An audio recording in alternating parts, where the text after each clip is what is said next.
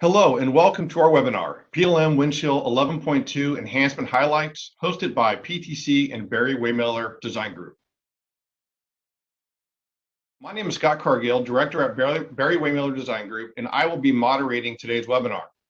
I would like to introduce our presenters. With us today are William Fricks, Partner at Barry Waymiller Design Group.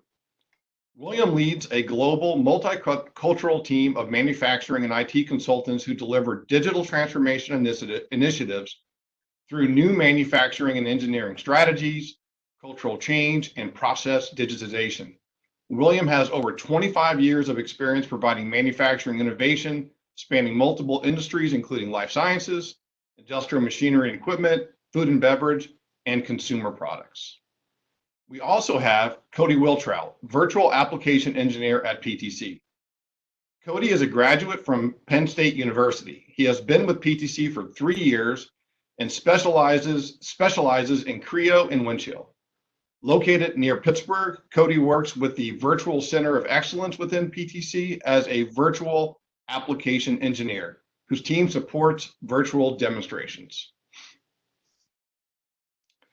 During this webinar, our presenters will highlight and demo the latest Windchill 11.2 enhancements and speak to the value these enhancements can bring to your organization.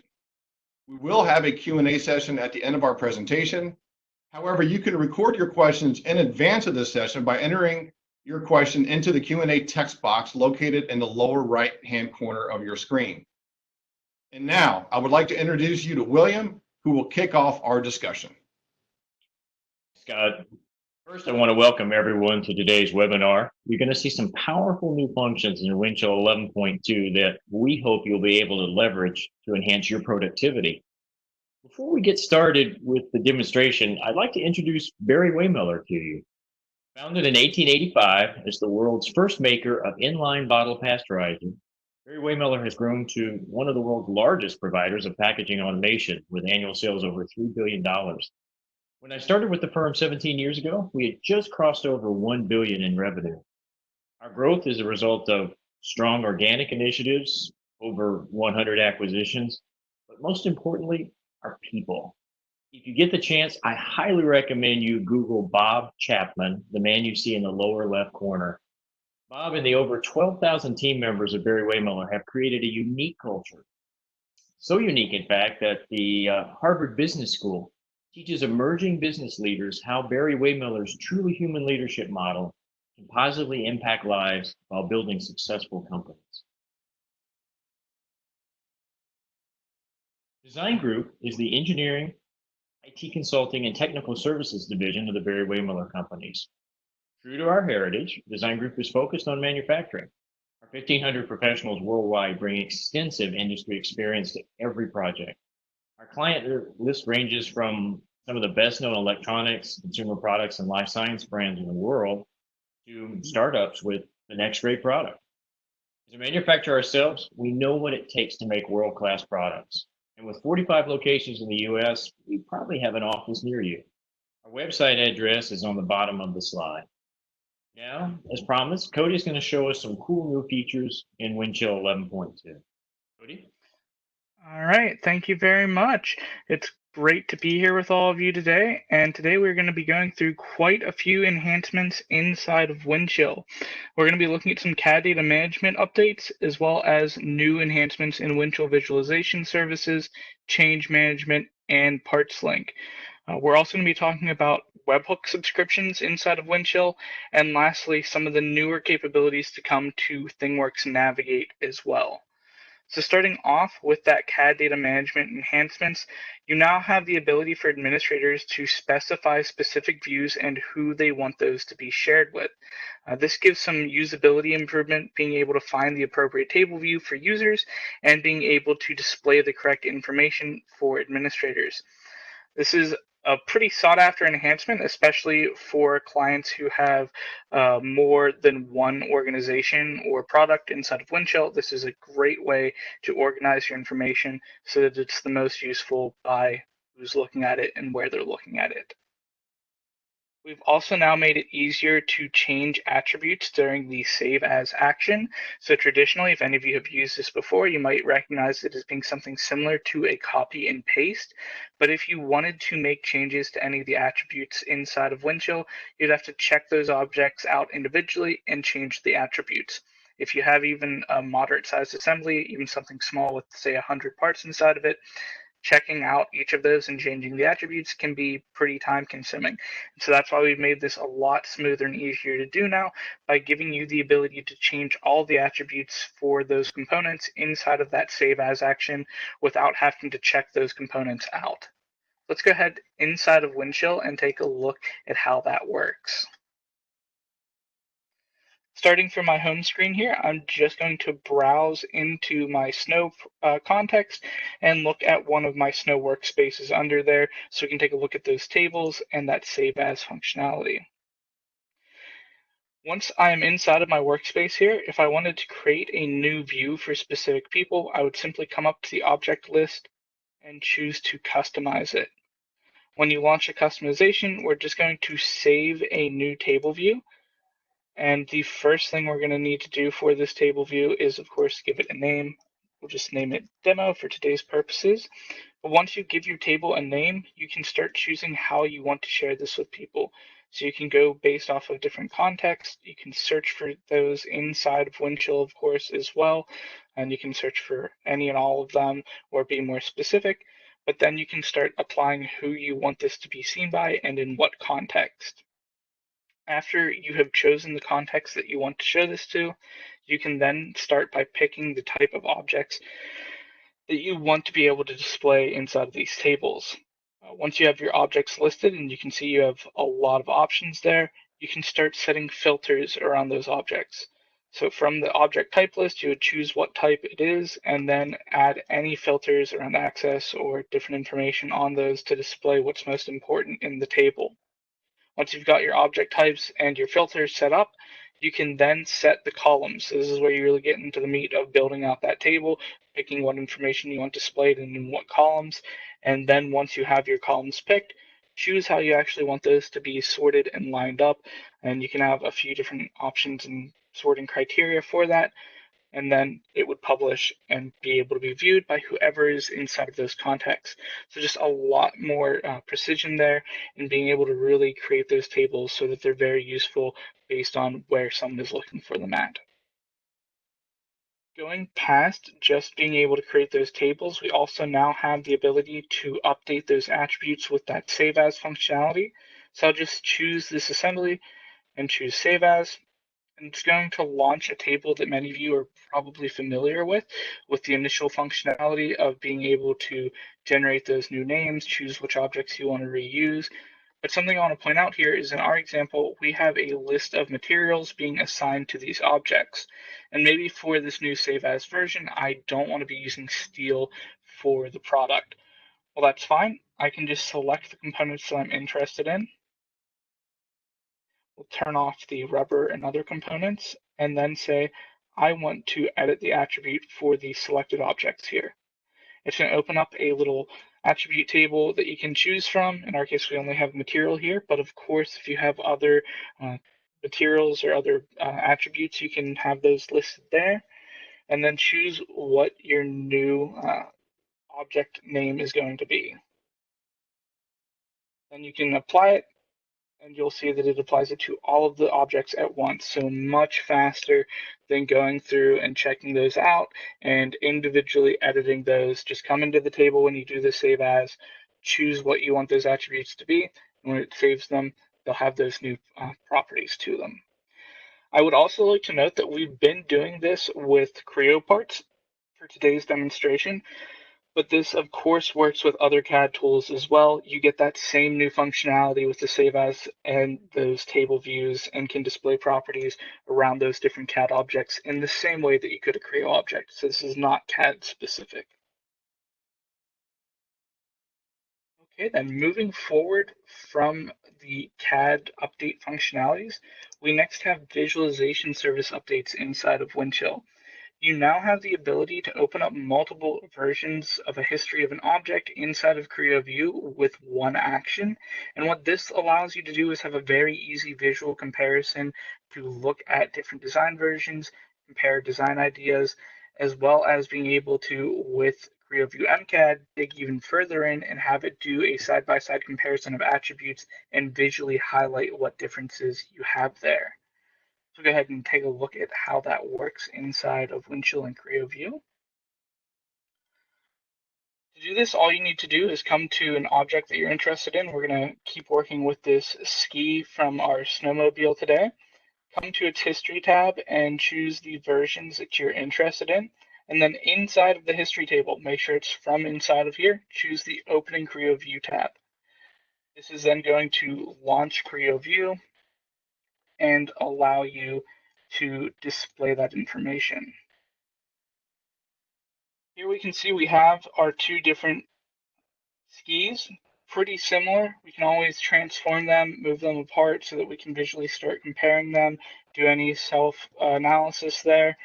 But as mentioned before, you can go even further with Creo View MCAD using one of the tools here, the Compare tool.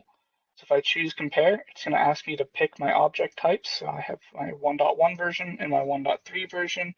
Choose what information I want to compare, and I want to compare the full part structure in this case, and then say OK. As soon as you say OK, it's going to start running and doing that analysis to compare these two different versions. Now, this will take a little bit of time, but depending on the complexity of the model, it should be relatively quick here. This is a pretty, fairly sized assembly, so it'll probably take around half a minute or so. That's because it's comparing all of the attributes as well as visually if there have been any actual CAD changes so that you can recognize those. Yeah, and Cody, again, thanks for reminding everyone that this isn't just for Creo CAD data. Just about any CAD data will work here. And I also just want to remind participants that if you have questions, please enter that text of that question into the lower right-hand corner in that Q&A section, and we will have a Q&A session at the completion of Cody's demo. Thank you. Thank you very much. Now that we've run that, we can visually start looking at some of this information as well as selecting on components or the assembly and seeing some of those differences down here. So there's a few things I'll point out. You can see in the table here, you can see which objects have been modified, and you can select any of those and it will highlight them for you. Now with these selected objects as well, in the bottom table here, you can see you can compare different attributes from things like surface area, volume, center of mass, a lot of different information there, as well as any general Windchill attributes as well. You can come in and do a quick comparison to see what has changed from one version to the next. Now visually, you can highlight things with different colors and you can choose how you want to display that. So for each of these, for things that are the same, things that have been added, removed, or changed, you can come in, choose whether you want it to be solid or transparent, and then choose a color that you want it to be identifiable with as well. So you can choose your own color patterns there to make it easily identifiable and display things in the way that you want. But a great way to be able to come in and do design reviews or go back and check between different versions if you ever run into a problem. Continuing on from Creo View, we can now take a look at some of the change management updates inside of Windchill. So starting off, we now have a change request review that you can do from Windchill or Navigate. Inside of Navigate, you can now push the ability to be involved with that change process downstream to those end users. And this allows you to really open up that review and approval process and extend it out to the full team. On top of that, we have the ability to do the new online full track review, which is what utilizes that Navigate capability of having end users be able to get those tasks assigned to them inside of Navigate. But we also still have that full track offline review where you would get people inside of a room, discuss it, and then have the results of that session recorded back into Windchill. So you still have either option, but this really allows you to be more collaborative, especially in times when people might not be able to all be in the office together. So go ahead and take a look at that inside of Windchill and Navigate. Starting off in Windchill, I'm just going to come home and take a look at one of the object tasks that I have here for a change request. Inside of here, we can see that I have the fast track approval, the full track offline review, which again would be that traditional in a group, or that fast track or full track, excuse me, online review, where it would send these tasks to people inside of Windchill. So let's see what that new task app looks like inside of Windchill, or inside of Navigate, excuse me. Coming into Navigate here, you'll see the traditional apps that we've had, the view apps for parts and documents, but down below that, we now have this change management task collection app. When you come into it, it's going to show you any tasks that you have assigned to you currently. You can also always look back at any that you've already completed and done. But from here, you can get a quick look to see what work you still have to do and who all has responded to that out of the other group members involved. If you ever need to reassign one of these tasks to someone else for whatever reason, you can easily do that from here by just choosing the reassign and then selecting anyone from that list of reviewers that you would have inside of Windchill, and it would send that task to them then. Now, assuming that instead you don't want to reassign this to someone, but you do want to go ahead and get started, you can just select on the Conduct Online CRB Review button there, and it will open up that task for you. Inside of the task, we have a lot of information, but starting off with that view of how many people have worked on this, we can see who all is involved in reviewing this and who has responded already, so that you're just aware of that workflow timeline and where everyone is at. From the Details tab, we can see a lot of information, starting with if you have cost information. So does this have a cost? Is it recurring or non-recurring? Are there any details I should be aware of? Generally, what's going on with this change request.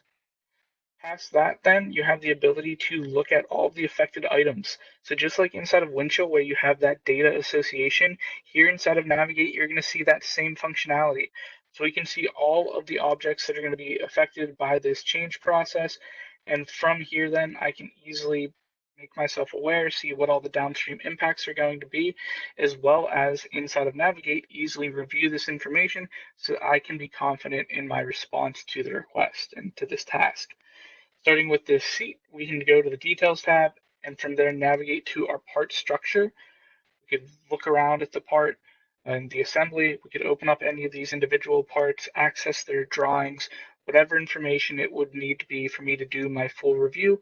But I can do all of that easily now from Navigate without having to even go into Windchill to be involved in this process. You can see you can even display some of that information in the table with the states. Coming back to the task that we have here, we're going to go ahead then and take a look at the attachments, which is the last section that we have. So if there's any additional information that needs to be shown to anyone, you can easily come here and attach it in that same way that you'd see the attachments in Windchill. They could review these and move forward with the task from there. So now that we've looked at the affected items and we see all the attachments, we've read the description, we've looked at all the objects, we're happy with that, we've reviewed it to the way that we need, we can then approve or reject that from here, which will kick it off further in that workflow process through Windchill then. So once everyone has their approves, it would kick it off to the next step in that process, or if there's a rejection, then it can go back for things like rework. And of course, once you're done, you can always come back and get started on your other tasks here inside of Navigate. Continuing forward from change management, we have some other functionality that's been added inside of Windchill, specifically with Parts Link. So classically with Parts Link, you could only classify your standard parts, things like nuts, bolts, maybe some electronic components. But now you have the ability to extend this out to documentation. This has been really sought after by a lot of our customers.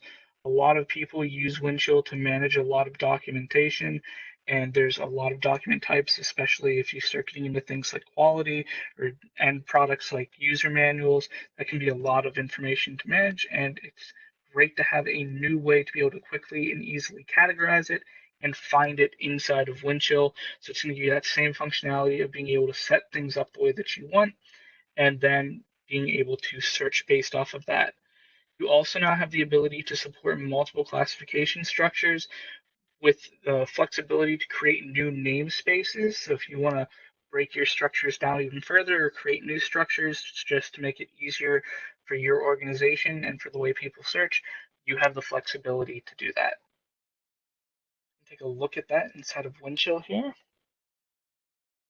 I'm just going to come to my browse and do a search and open up our Classification Explorer.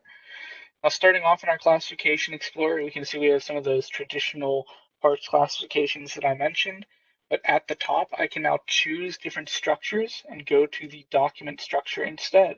If you do create a new structure with that namespace functionality, they will also show up here in that drop-down list.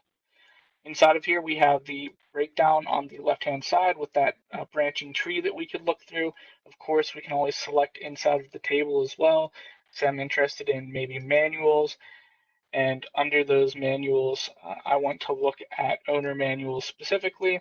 Well, it's going to find me all of those that match that classification, as well as still give me even further options to refine my results based off of some differences there, like page numbers and copyrights and things like that. So a lot of functionality added there in terms of managing your documents and being able to search for them flexibly and quickly. To create those new namespaces, we would just come to the classification administrator and choose to manage our classifications.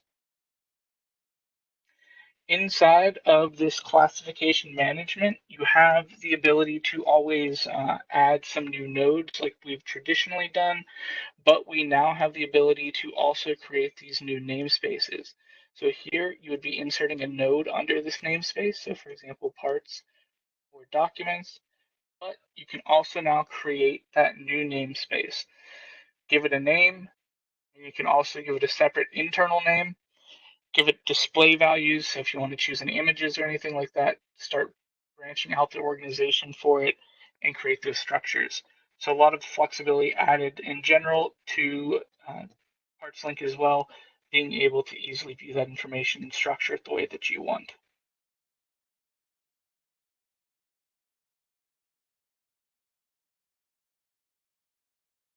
Continuing past PartsLink, we also now have Webhook Subscriptions inside of Windchill. So this allows Windchill to send email notifications to external systems through a webhook URL whenever actions or events occur inside of Windchill. This capability does require that you have Windchill REST Services 1.4 installed there for it to work. And you do have then the capability to use those REST APIs for creating webhook subscriptions. With this capability, then it's managed inside of Windchill, I should say, through preferences at the site level, and the preference takes a value from the base webhook URL to enable it to send notifications from Windchill to external services.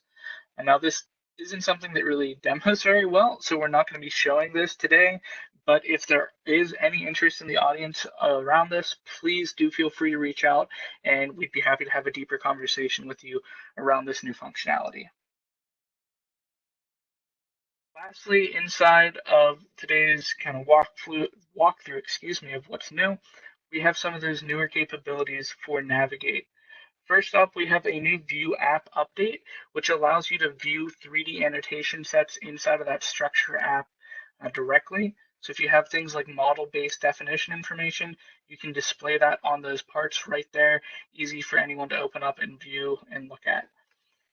Beyond that app update for viewing, you also now have that new task app inside of Navigate that I showed earlier, and this is all around that change management interaction, being able to do those change review tasks. What's nice with this is that this is built using drop-in PLM components. With the Navigate ThingWorx kind of package to be able to create custom applications, you now have drop-in PLM components to help you do that. So you have built-in widgets and different things to really make this easy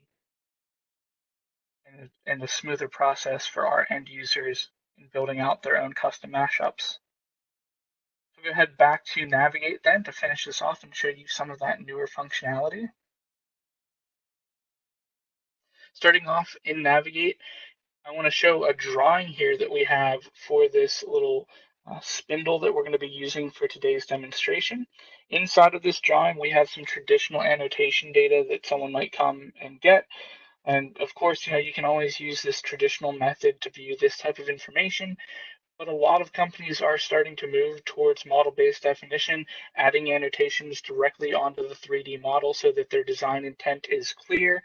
And we want to support that here at PTC. So if you come to that View Part Structure app now, you can have different views set up. You can see you can already now toggle between different orientations, but you can also have saved views set up with things like annotation sets. So here we have some of those same annotations we saw inside of that drawing being displayed directly on the part, and we can easily zoom in, zoom out, rotate around that part, and access any of that information smoothly and cleanly. Continuing from our View app here, the last thing we're going to be looking at today is how we build out some of those applications from ThingWorx. For this, we're going to start by just creating a new mashup by using that plus button next to the mashups. You can then choose between a responsive or other types of mashup. We're going to do a responsive for today. We want it to be active. Then we need to give it a name. And of course, you can always give it a description in case anyone else is going to be working on this with you. They can clearly understand what it is that you're doing and the work that you're creating. Now that we have that name set up and we have this saved, we can start getting to work on the layout. And to do that, we're going to come to our Design tab. Now in the Design tab, we're going to have a big space there in the center that shows where we can store information and how we want to display this. To start off, we're going to break this down into some different sections and add a left-hand container. With the views, you can choose to let these be responsive so that it responds based off of the type of screen that you're viewing it from, or if you want a specific pixel-sized value for a column or a height, you can do that. We're also going to split that left-hand column into a top and bottom now and start bringing in some mashups. In our case, I just want to create two table views on the left-hand side to display some information. So I'm just going to bring in two item lists and then fill in what information I want them to be displaying afterwards. So just start off with saying two items and then use one of those built-in PLM drop-in capabilities with our widgets. Right now they are in beta. They will be full released in the next version. But we're going to say we want to bring in an attribute component to the right-hand side there to display attribute data on whatever it is we're looking at. So what we're really trying to build out here is I'm going to start at the top table with having the tasks that I have assigned to me through that new task capability. Then once I've selected a task, I want it to fill the bottom table in with what objects are affected by that task, while the right-hand table there gets the attribute information for that task filled in as well. So to do this, I'm going to start by assigning values to those two item lists. The first one is going to be that task list. So I'll just choose that for my options. And then for the bottom one, I want that to be the affected objects. So same type of idea, go to my configuration, and then choose the affected items for my options. Once we have that set, we can start linking these tables together so that it understands the flow of me selecting the top table first and that providing information to the other two tables. So I'll just set up some bindings here between the first table and the bottom table. I'll then set up a binding to our widget that we have and have set up there for those additional details. And to do that, we're just going to come into selected items and choose our binding target to be the input from our first table. Lastly, now that we've got our data connections all set up so that it flows from that top table down to the other two, I can configure that last widget as well. So if you ever need to edit any of the information that you want to have displayed inside of there, just like we did for the other two options where we chose, from those drop-down lists, you can choose what you want to display here and then generate it. That's all we really need to do to make a basic application inside of here. And now we can choose View Mashup to see what we've created. You can start by selecting one of those review objects, and it fills in the information then into these bottom two tables. So what objects are affected by that, what is the description, any details, and that's really the functionality now. with those drop-in PLM components, and we're going to be adding more and more functionality to that so that it's easy for our customers to generate displays and views of applications that are the most beneficial for their users and can really get them the information that they need. I think that covers what I had to discuss for today, so I'll pass it back off in case there's any questions that came in throughout the demonstrations. Thank you, Cody. That was great. Really nice to see the enhancements in the application. Great to see the use of ThingWorx Navigate. Very exciting. Thank you very much. Before we open it up for questions, I'd like to take a moment to thank Ajay Paul at Design Group for pulling this together behind the scenes. If it weren't for Ajay's efforts, this webinar would not be possible. I also want to thank Ann Stotler and her Design Group marketing team for all the support throughout the planning of this webinar. This was truly a collaborative effort across both Design Group and the PTC teams. Now, let's open it up for some questions from the audience. And give me a second. We've got a lot of questions coming through. So Cody, are you ready? I am. All right. So under the subject of CAD data management, the first question is, will Windchill work with Creo Illustrate? Creo Illustrate. Yes, Windchill can manage Creo Illustrate files, and you can do some of the same associations with it that you could with other object types inside of Windchill. So utilizing those WT parts, you can create connections between the illustration file and the source file of the CAD data. Okay, great. Under the same category of CAD data management, will the save as functionality work the same way with third-party CADs such as Autodesk Inventor? Yes, it will give you that same functionality, especially the added functionality now with the changing of attributes. Any of the attributes that you set up inside of Windchill can show up as columns there inside of that table, despite whether or not it's Creo, and then you can edit those from that spot. Great. Again, one more question under CAD data management.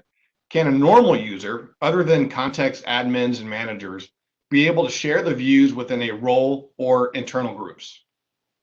They could. It depends really how you choose to set it up. You could choose to have that be a restricted action that only administrators or certain user roles could perform. But if you want other people to be able to create table views based off of their needs, you could always have that as a functionality that you would allow them to use. Great. So this next set of questions, Cody, it's under the category of Windchill visualization services. Can we see compare visualization for other CAD application like SolidWorks, AutoCAD, etc.? Yes, if you manage the data inside of Windchill, it's going to still have that same kind of iteration history, and you can open those up and view them. Now, I would just note, you might be able to view a little bit more CAD information specific for Creo data, maybe, but in general, it's still going to give you that same functionality of showing what has changed, what the attribute differences were, and being able to visually highlight where those changes occurred. So all of that's going to be the same. Okay. And then the next question is there a limit of Creo view sessions we can open up at a single time? That's going to be hardware dependent, honestly. You could open up many if you want to. Eventually, your graphics card would probably hit the limit, but other than that, no. Okay, great. The next set of questions are under the topic of change management. Is the navigate task option available with other workflows, or is it just change management? So for right now, it is just change management with the review request, but they are adding more functionality as we continue to go forward, as well as with that drop-in PLM functionality. So I would anticipate that as we continue to see iterations of Navigate, you're going to see more and more functionality for workflows connecting to Windchill. All right. Again, under change management, Navigate review approval task user interface looks cleaner than in Windchill Expert user interface. Any plans to bring this cleaner layout into the Windchill Expert UI in the future? As of right now, I'm not aware that they're planning on doing that. You could always, if you wanted to, view from Navigate instead, if you like the view from that.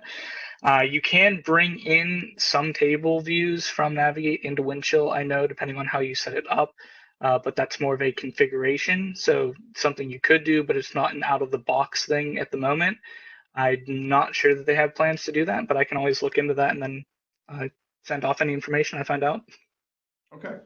And the last question under change management is there are two options now for full track reviews, online and offline. What is the difference? Sure. So the key difference there is just going to be that offline review is going to be your traditional meet in an office, have a group of people chat about what's going on, review all the information there, and then you're going to take all of the results from that session that you had in person, put them back into Windchill, and kick that workflow off downstream. With the online review, instead it's going to send tasks to people inside of Navigate so that they can do all of that virtually and send their review results back with whatever outcome that would be, and it manages the workflow from that side instead. So it's just if you want to do it in person in a group versus being able to send those tasks to people through things like Navigate. Okay, moving on to Windchill Parts Link. Today, cascaded attributes can only be configured for attributes on types. Any plans to enable cascaded attributes for document part classes? So they haven't yet. The cascading attributes was something that we've added not that long ago as well. So I think that they do intend to expand that out, especially now that we're getting into classification and things like that for documents. I don't believe it's currently roadmapped for a specific date, but I do foresee that being something that's going to be coming in the future. Okay. And is document classification included under standard Parts Link license, or do we need a separate one for document classification? Yes, that is all one license, so there's no additional license or anything you need to get. If you have the latest version of Windchill and then you have PartsLink, you would be able to do the document classification. Okay, good.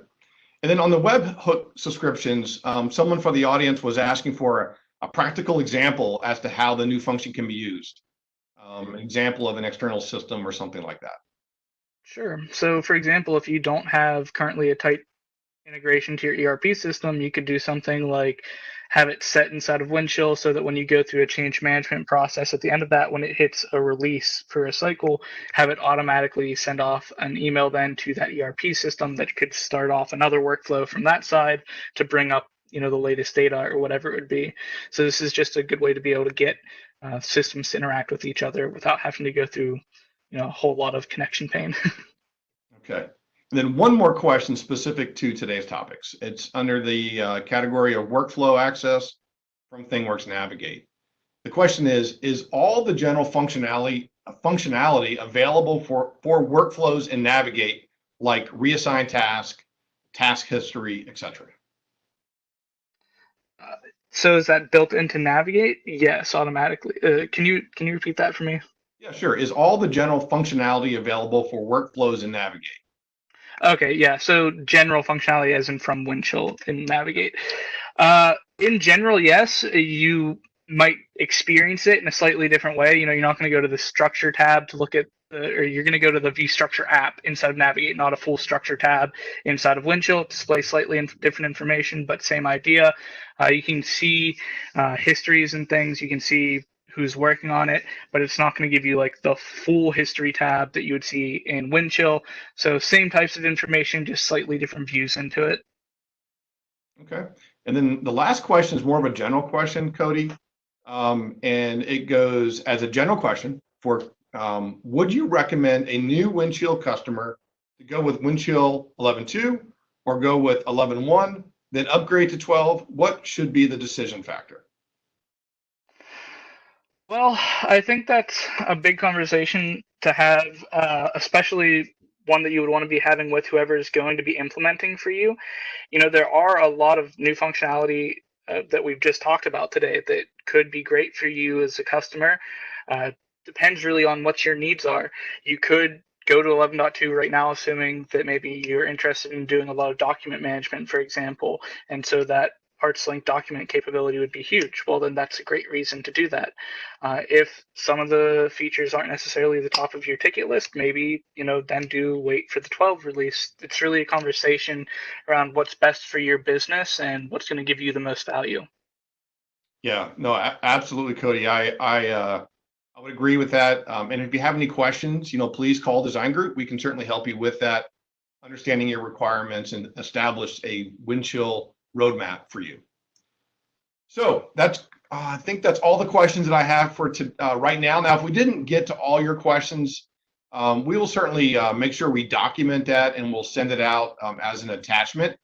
But as of right now, I think we are going to conclude today's webinar, PLM Windchill 11.2 enhancement highlights.